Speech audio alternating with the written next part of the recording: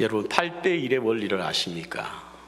8대1의 원리라고 하니까 혹시 머리 가리마 비율을 생각하시는 분들 계실지 모르겠는데, 이 원리는 이탈리아 경제학자인 빌프레도 파레토라고 하는 분이 처음 주장한 것인데, 19세기 때의 영국의 부의 소득의 유형을 관찰하다가 발견한 것입니다.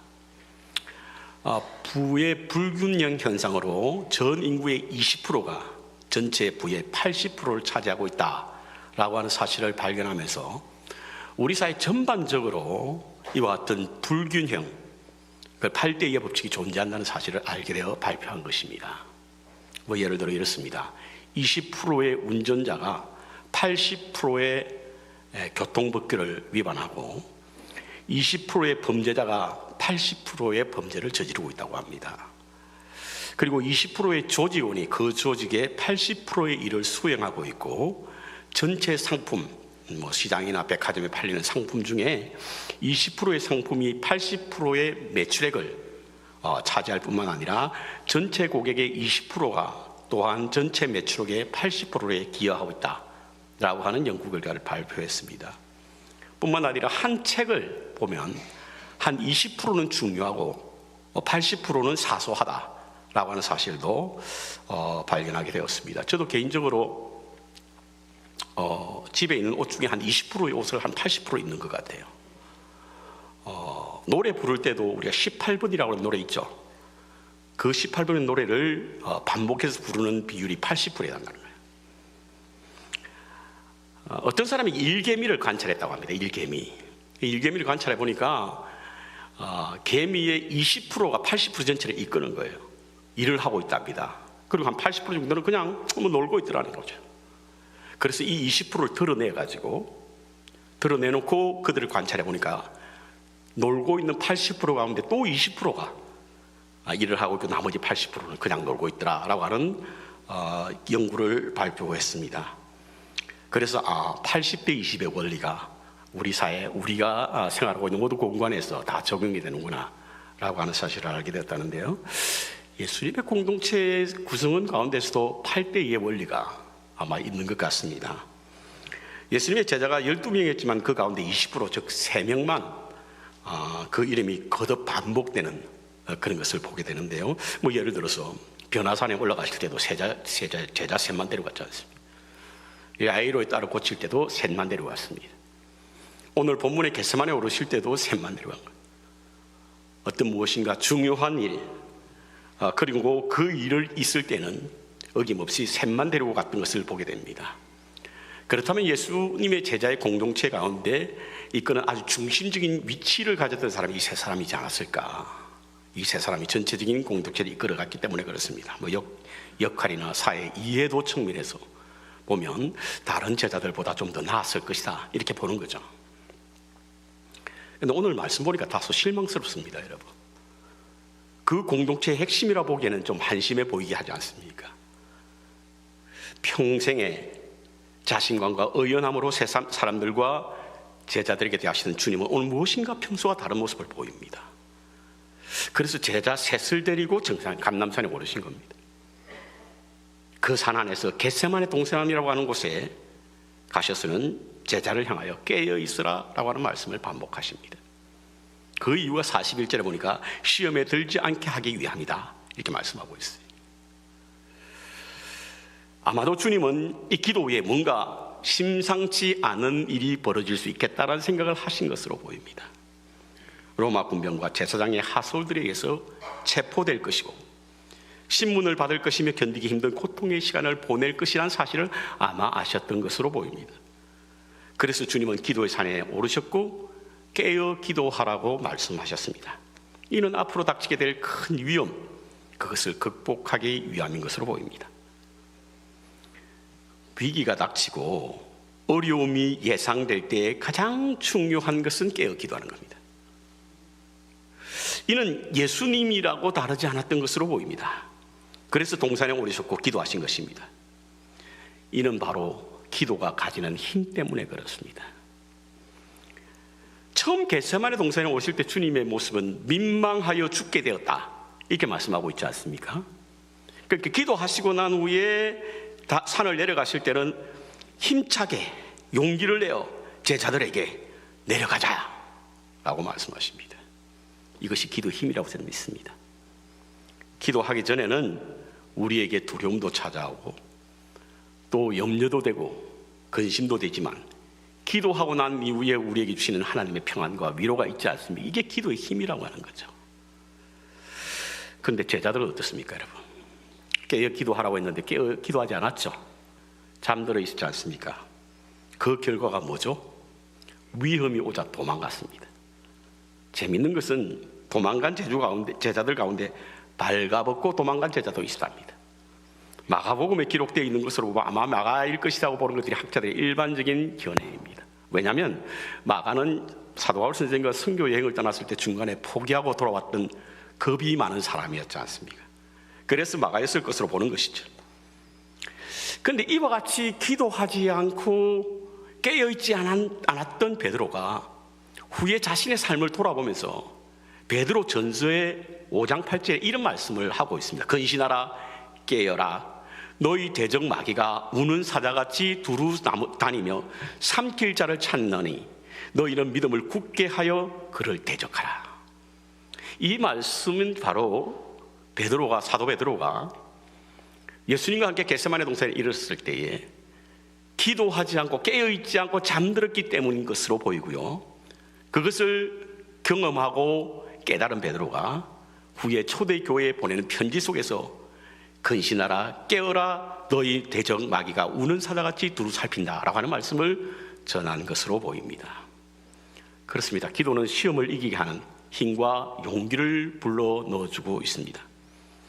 예수님은 이를 아셨고 그래서 제자들에게 깨어 있으라 라고 요청했습니다. 그런데 제자들이 어떻게 됐죠? 잠들어 있었던 거예요. 저는 잠든 이유가 무엇이었을까? 그리고 예수님은 왜 깨어 있으라고 말씀하셨을까? 깨어 있으라라고 하는 의미가 무엇이고 왜 제자들은 잠들어 있을까에 대한 말씀을 함께 나누기를 원합니다. 그 첫 번째 이유는 바로 그들이 예수님과의 공감 부족이었습니다. 함께 공감하지 못했던 이유였기 때문에인 것으로 보입니다. 깨어 있으라고 하는 말씀에는 어김없이 나와 함께라고 하는 말씀을 동반하고 있습니다. 나와 함께 깨어 있으라. 38절에 나와 함께 깨어 있으라 하시고 40절에 너희가 나와 함께 한 시간도 이렇게 깨어 있을 수 없느냐. 나와 함께라고 하는 말씀을 하시면서 주님은 어떤 주님이십니까? 고민하고 슬퍼하며 37절에 고민하며 슬퍼하셨고 38절에는 심히 고민하여 죽게 되었다. 이런 나와 함께 잠시도 깨어 있을 수 없느냐는 거예요. 여기서 심히 고민하여라고 하는 단어가 쓰인 것은요, 단지 육체적인 아픔을 말하는 것이 아니라 영혼의 아픔도 함께 나타내고 있는 말씀입니다. 나의 영혼의 아픔과 함께 할 수 없느냐는 거예요. 공감하지 못하느냐는 이야기입니다. 영혼의 고통이라고 하는 것은 절망이 몸속 가득 퍼져 육신의 생명 또한 삼켜버리는 아픔이 그 가운데 있는 것이 영혼의 고통이에요. 그것과 함께 할 수 없느냐는 겁니다. 공감할 수 없느냐는 이야기예요. 누군가 당신과 함께 깨어있어 당신의 아픔을 함께 해줄 사람이 필요했던 것으로 보입니다. 그 사람들이 바로 제자였고 그래서 깨어있으라고 말씀하신 것이죠. 그런데 그들이 잠들었다는 거예요. 공감이라는 단어가 심프티라고 하지 않습니까? 심이라고 하는 것과 페토스라고 하는 단어의 합성어입니다. 이건 원래 some peti어라고 하는 뜻이었는데요, some은 with, together이라는 뜻이고 페토스라고 하는 것은 느낌이라는 뜻입니다. 그러므로 공감이라고 하는 것은 느낌을 같이 한다는 것이거든요. 또한 이 공감이라고 하는 것은 동고라고 하는 의미도 있습니다. 그것이 어디 나오냐면 로마서 8장 17절에 보니까 우리가 그리스도와 함께 고난을 받고 그와 함께 고난을 받으면 라고 하는 이 고난 함께 고난 받는다라고 하는 뜻에서 그 영어역에는 sympathy라고 말하고 있는 거예요. 주님과 함께 공감할 수 없느냐는 주님의 고난에 함께 공감할 수 없느냐는 이야기인 겁니다. 공감하지 못했기에 그들은 잠들었던 거예요. 공감하지 못했기에. 한국의 대학 입시철이 되면 아주 전쟁이 벌어집니다. 그렇죠? 가족 모두가 총출동합니다. 부모들은 발 뒤꿈치를 들고 다녀야 할 만큼 긴장되는 시간입니다. 입시생들과 함께 잠을 이루지 못하죠. 같은 입시 지옥을 느낍니다.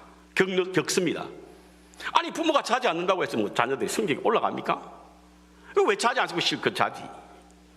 그랬더니 아닙니다. 애들 공부하는 거 보면 잠을 이룰 수 없습니다. 공감이 되는 거예요.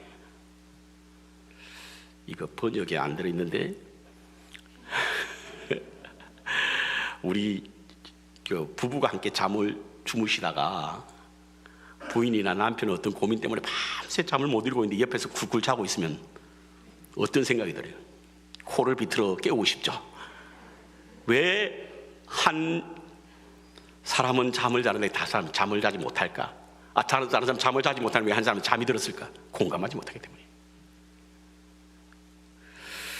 주님은 심히 죽게 된 아픔을 가지고 산에 오르셨는데요, 그와 같은 상황에 있는 주님을 이해해주고 공감해주는 이가 있기를 원하셨던 주님이신데, 그래서 주님께서는 깨어있으라고 했는데 그들은 잠들었다는 거예요.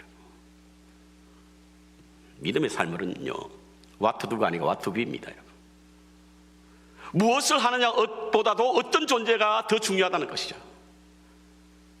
우리가 일반적으로 하나님이 우리에게 무엇을 했느냐고 물으실 것 같지만, 그래서 무엇을 하는 것이 최고의 신앙생활인 것으로 여길지 모르지만, 사실은 너희가 어디에 있었느냐, 혹은 어떤 존재냐라고 물으실 것이 더 많다는 사실을 우리는 잊지 말아야 합니다. 주님의 마음과 함께하지 않으면 주님 홀로 걸어가실 수 있습니다. 그 자리에 우리는 잠들어 있을 수 있습니다. 주님과 함께 마음을 나눌 수 있는 은혜가 있어야 됩니다. 공감할 수 있어야만 깨어 있을 수 있습니다. 두 번째로 관심의 결여입니다. 첫 번째가 공감의 부족이라고 했다면, 두 번째는 관심의 결여입니다. 40절에 너희가 나와 함께 한 시간도 깨어 있을 수 없더냐라고 하는 말씀 속에는 잠든 제자들의 모습을 보고 서운한 마음이 있는 것으로 보입니다. 그들이 잠들었던 이유가 누가복음 22장 45절에 보니까 슬픔을 인하여 잠이 들었다 이렇게 표현하고 있거든요. 너무 슬프면 잠이 옵니다, 여러분. 아이들이 막 울다가 잠이 드는 경우가 있죠. 그 울면 지치거든요. 그래서 잠이 드는 겁니다. 아마도 제자들이 슬퍼했기 때문에 잠이 들었을까? 그렇다고 한다면 그들이 슬퍼했던 이유가 무엇일까는 거예요. 우리의 스승인 예수님이 십자가에 지게 될 것을 슬퍼했던 것 같아요? 그것 때문에 슬퍼했습니까? 그랬던 것은 아닌 것으로 보입니다. 주님을 잡으러 재파로 올라오는 제사장들 하솔과 로마의 군병이 있었다라고 하는 소문을 들었던 것으로 보입니다. 이와 같은 것으로 인하여 슬퍼했다고 한다면 주님의 기대와 전혀 다른 것으로 슬퍼하게 되었는데요, 사실은 우리도 마찬가지지만, 저도 마찬가지지만, 스승인 예수님을 따르는 목적이 순수해 보이지 않았던 거예요.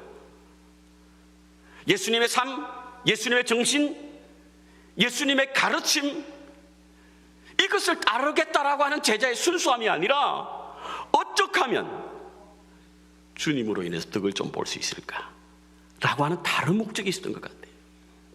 그것이 바로 마가복음 10장에 나옵니다, 여러분. 마가복음 10장에. 마가복음 10장에 보면 제자들끼리 큰 다툼이 있었거든요. 그 이유는 바로 주님께서 영광에 이를 때 왕의 자리에 차지하게 되면 오른쪽은 누가 앉고 왼쪽에 누가 앉지? 이것이 그들의 관심사였습니다. 3년 내내 그 관심 때문에 그 관심에 사로잡혀 있었던 겁니다. 그들의 관심은 온통 자리에 있어. 자리, 높은 자리, 앞자리, 좋은 자리.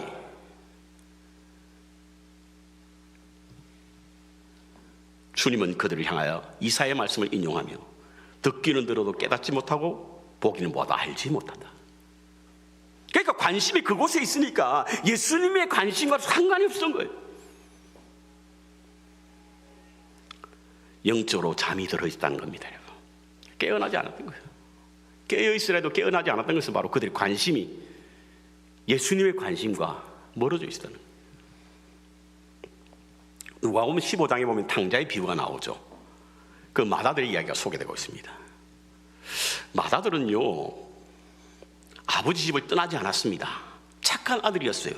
아버지의 말씀을 어긴 적이 한 번도 없습니다.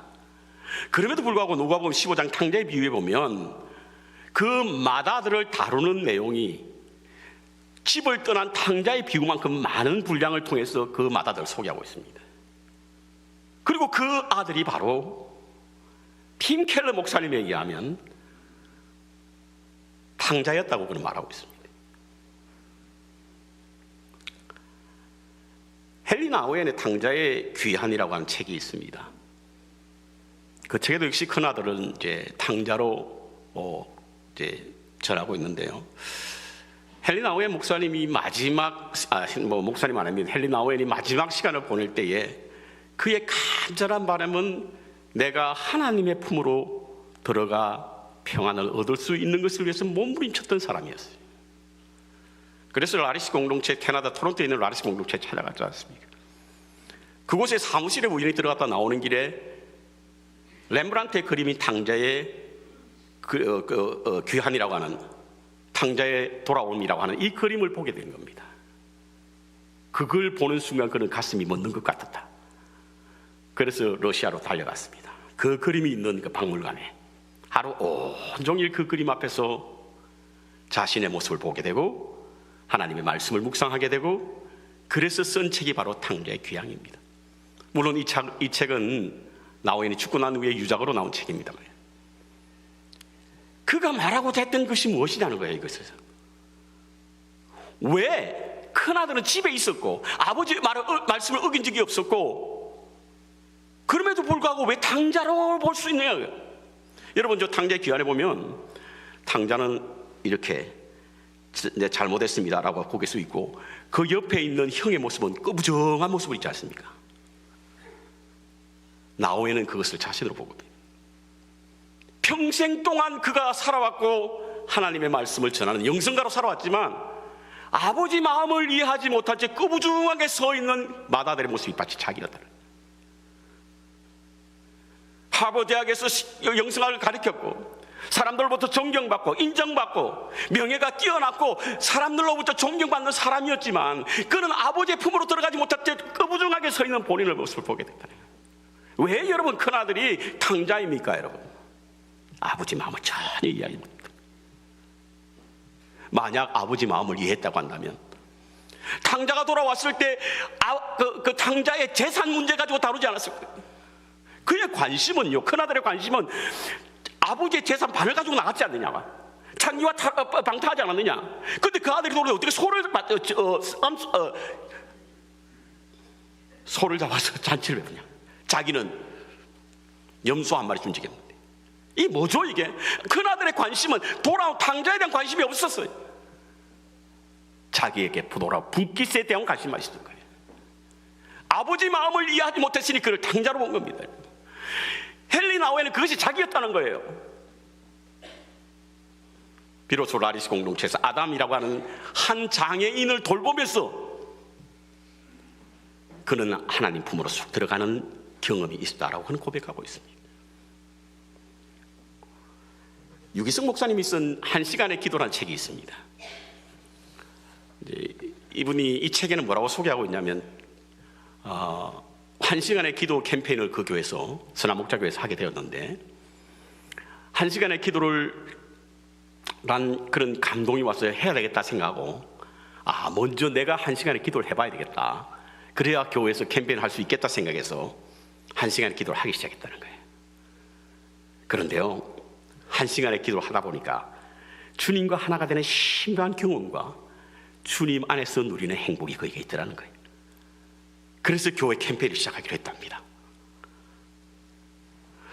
어쩌면 주님은 제자들을 향하여 깨어 기도하라고 하신 말씀은 바로 기도를 통해서 주님 안에 머무심으로 주님과 같은 마음, 같은 생각을 갖게 하기 위하여 깨어 기도하라고 말씀하신 것으로 보입니다.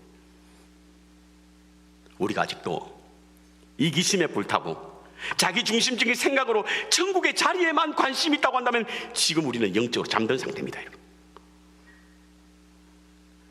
세상에 신음하는 병든 자와 죄인들에게 관심을 가지고 계신 주님과 함께 깨어있지 못한 자예요. 그래서 제자들은 잠이 들었고 오늘 우리도 잠든 상태인지도 모릅니다. 세 번째로 믿음의 약함입니다. 믿음의 약함. 이것이 바로 그들을 잠들게 했습니다. 본문 41절과 마가복음 14장 38절에 보면 똑같이 마음에는 원이로되 육신이 약하다 이렇게 말씀하고 있거든요. 우리가 이 말씀 인용하죠. 아유, 교회 봉사 좀 하세요. 그러면 아유, 마음은 원인도 육신이 약해서 못합니다. 뭐 잘 쓰지 않습니까? 그렇죠. 아마도 제자들은 잠을 이기지 못한 것은 바로 육신의 한계 때문이었을 것으로 보입니다. 여러분, 질량 보존의 법칙이란 말 아세요? 이것은 바로 어떤 화학적인 변화에도 움직이지 않고 그 양이 그대로 보존된다는 법칙입니다. 그 대표적인 것이 뭐 우리가 일반적으로 일상에서 느낄 수 있는 것이 바로 잠입니다. 잠은요, 우리 변화에 따라서 일정한 시간에 잠을 자지 않는다고 해도, 못한다고 해도 반드시 그 잠이 보충되어야 합니다. 요즘 밤에 잠이 안 옵니다. 가만 보면 낮잠 주무시고 계세요. 한국에 갔다 오니 시차 적응 때문에 잠을 못 이루시는 분 낮에 주무십니다. 이게 질량 보존의 법칙이에요. 아마 제자들도 종일 바빴던 것으로 봅니다. 뭐 6월절에 절기였으니까 뭐 바빴겠죠. 뭐 6월절 식사도 해야 되고 절기도 지켜야 하고. 그래서 그들은 피곤했고 잠을 이기지 못한 것으로 보입니다. 여러분, 믿음 생활을 위해서 건강은 꼭 지켜줘야 합니다. 여러분, 왜냐하면 우리의 영혼이 육체 속에 있지 않습니까? 그러니까 건강한 영적 생활을 위해서 건강한 육신을 가져야 합니다. 저는 그래서 여러분들의 건강한 생활을 위해서 기도합니다. 그러나 오늘 본문의 의미는요, 육체가 약해서 마음이 원하지만 하지 못한다라고 하는 것을 말하는 것이 아닙니다. 여기서 말하는 약하다는 뜻은 우리의 영혼을 위한 하나님의 요구에 대한 순종하고 따를 수 있는 믿음의 힘이 약하다는 거예요. 하나님이 요구에 대한 순종하고 따를 수 있는 믿음의 약함이 바로 오늘 본문에 말하는 육신의 약함이라고 하는 것입니다. 특히 마음은 원이로되라고 하는 이 말씀의 다른 버전을 보면요, 마음은 지금 불이 타고 있다는 거예요. 불이 타고. 그렇지만 제자들은 마음이 불이 탔지만 잠이 들었던 것은 바로 불이 타는 그 마음을 뒷받침할 만한 믿음이 없었다는 거예요. 그것을 입증해 주는 말씀이 있어요. 마가복음 14장 37절에 보면 예수님께서 베드로를 향하여 내가 1시간도 깨어 있을 수 없더냐라고 말씀하실 때에, 마가복음에는 예수님께서 베드로에게 말씀하셨다 이렇게 기록되어 있는데, 예수님께서는 베드로에게 뭐라고 말씀하시냐면 시몬아, 내가 1시간도 깨어 있을 수 없느냐 이렇게 말씀하고 있습니다. 베드로와 시몬이 뭐가 다릅니까? 시몬은 짱돌이고 베드로는 반성입니다. 그의 믿음이 짱돌과 같이 되었다는 거예요. 보잘것없고 나약한 시몬, 그에 왔던 믿음이었다는 겁니다.